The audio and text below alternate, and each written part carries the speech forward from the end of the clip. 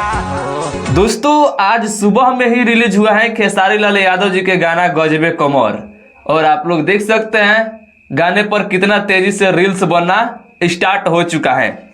रानी actress जी का channel VR music से release हुआ है खेसारी लाल यादव जी के गजबे कमर गाना।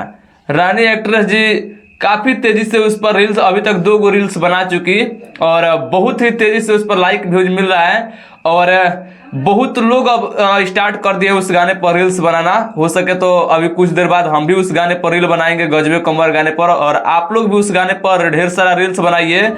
और अभी खेसारी लाल यादव जी का रील्स उस पर आना बाकी है।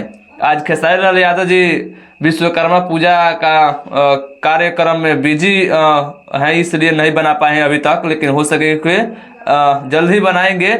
तो आप लोग भी गजबे कमर गाने पर ढेर सारा रील्स बनाइए। उस गाने पर रील्स बनना स्टार्ट हो चुका है और उस गाने पर व्यूज थोड़ा डाउन इसलिए चल रहा है क्योंकि आज हो सकता है कि विश्वकर्मा पूजा है इसलिए, लेकिन कोई बात नहीं, गाना शानदार है। आप लोग गाना सुनिए और ढेर सारा रील्स बनाइए।